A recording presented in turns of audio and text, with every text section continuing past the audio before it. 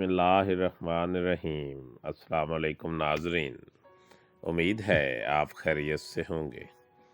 Welcome करते हैं एक बार फिर आपको आपके अपने यूट्यूब चैनल दारुल हिकमत उर्दू पर एक नई वीडियो के साथ। दोस्तों, आज की हमारे वीडियो का मौजू है मैदे का अल्सर, उसका तारुफ और इसका इलाज। दोस्तों, वीडियो चूँकि लंबी है इसलिए इसके 2 या 3 हिस्से होंगे। पहला हिस्सा आज पेश किया जा रहा है अल्सर का तारुफ। अल्सर किसी उज़ू या किसी नाली में ज़ख़म पड़ जाने को कहते हैं। मैदे के अल्सर से मुराद मैदे का ज़ख़म है। ये अमूमन मैदे की पिछली दीवार पर होता है। कभी कभार मैदे की अगली सतह पर भी अल्सर पैदा हो जाया करता है। यूं यूं पुराना होता जाता है, बढ़ता जाता है। बाज़ औक़ात ये बढ़ते बढ़ते बहुत गहरा हो जाता है। कभी कभार इतना गहरा हो जाता है कि मैदे की दीवार में सुराख हो जाता है।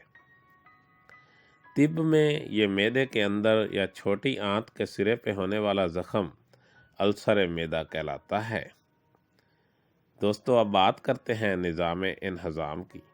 मैदे के अल्सर की हकीकत को जानने के लिए ज़रूरी है कि हमें अफ़ालुल मैदा भी मालूम हों और मुंह से लेकर मकत तक तमाम निज़ाम इन्हज़ाम पर बितरतीब दस्तरस हासिल हो।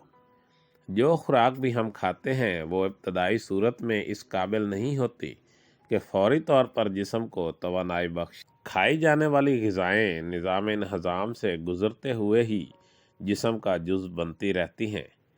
निज़ाम इन्हज़ाम के कीमियावी कारखाने ग़िज़ाई अज्जा को तोड़ फोड़ के बाद इस हालत में लाते हैं कि वो जिस्म में जज़ब हो सकें। निज़ाम इन्हज़ाम दरअसल एक तवील नाली पर मुश्तमिल है। ये नाली मुंह से शुरू होकर मकत तक पहुँचती है।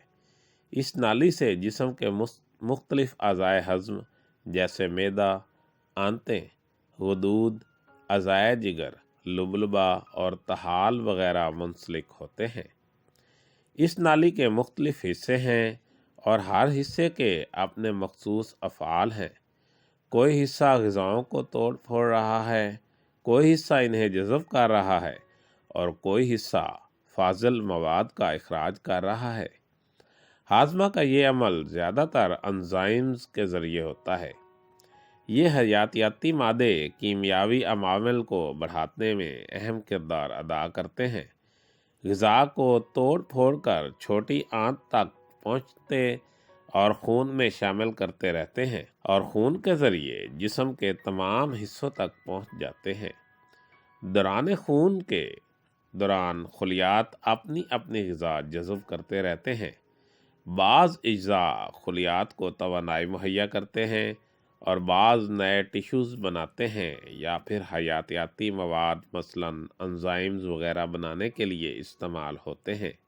मैदा के ख़ास किस्म के खुलियात से म्यूकिस नामी रतूबत रसती रहती है जो मैदा को तेज़ाबियत से बचाती है। अज़लाती पर्दे में तेज़ी से ये रतूबत कदरे कम गिरती है जिससे मैदा का दिफाई निज़ाम भी कमज़ोर पड़ जाता है। खुराक मुंह में चबाते वक्त मुंह के गुदूद से लाबी, म्यूविक्स और एंजाइम्स यानी कि खमीर पर मुश्तमिल होता है जिससे एक तरफ तो ग़िज़ा गले से नीचे निगलने के काबिल हो जाती है और दूसरी तरफ लुआब में पाई जाने वाली एंजाइम्स जिसे पेटेलाइन कहते हैं खुराक को तोड़ता है और हुजूम के मराहिल का आगाज़ हो जाता है। ग़िज़ा की नाली जिसे एसोफेक्स कहते हैं के ज़रिए ग़िज़ा मैदे में पहुंच जाती है जहां अज़लाती पर्दे अपने प्रेशर और तेज़ाबी रतूबात से छोटे छोटे टुकड़ों में तकसीम कर देते हैं। हाइड्रोक्लोरिक एसिड यहीं पैदा होता है। निचले हिस्से में से एक ऐसी रतूबत इखराज पाती है जो विटामिन बी के जज़ब होने में मददगार है। गैस्ट्रीन भी इन्हीं निचले हिस्से के खुलियात में बनती है। मैदे में बाज़ खुलियात एक चिपचिपा मादा म्यूविक्स पैदा करते हैं जो कि मैदा को हाइड्रोक्लोरिक एसिड के नुकसान से बचाता है।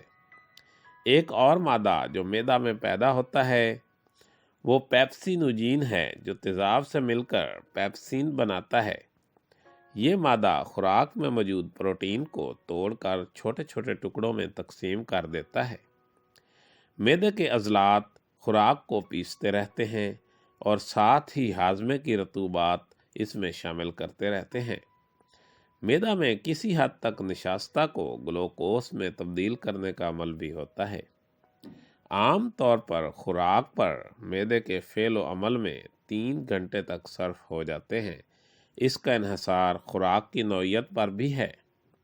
जूद हज़म ग़िज़ाएँ ये सफ़र जल्द तय कर लेती हैं और रोगनियात वगैरह जैसी ग़िज़ाएँ ज़्यादा देर लेती हैं। मैदा में ग़िज़ा जुज़वी तौर पर हज़म होती है और नीम माए की सूरत इख्तियार कर लेती है। मैदे में ग़िज़ा पिस पिस कर और टूट टूट कर माए की शक्ल इख्तियार कर लेती है। ग़िज़ा की इस माया सूरत को ही तिब्बे कदीम में कैमूस का नाम दिया गया है। मैदे में ग़िज़ा के जज्बे बदन होने का अमल बराए नाम होता है। मैदे से खुराक छोटी आंत के पहले हिस्से में दाखिल होती है और छोटी आंत के इब्तदाई 2 इंच के गदूद अलकली पैदा करते हैं। ये अलकली मैदे से आने वाले तेज़ाबों को मुतदिल बना देती है। इस नाली में खुराक में सफ़रा शामिल होता है जो जिगर और पित्ता से आता है।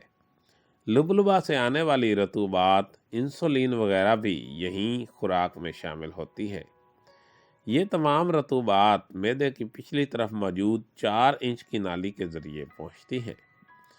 दोस्तों, दारुल हिकमत उर्दू यूट्यूब चैनल आपकी जिस्मानी और ज़हनी सेहत के बारे में बेहतरीन मालूमात फराहम करता है।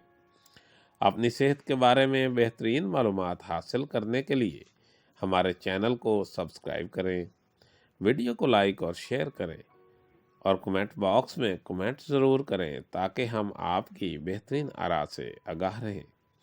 खुश रहें, खुशियाँ बांटें। शुक्रिया।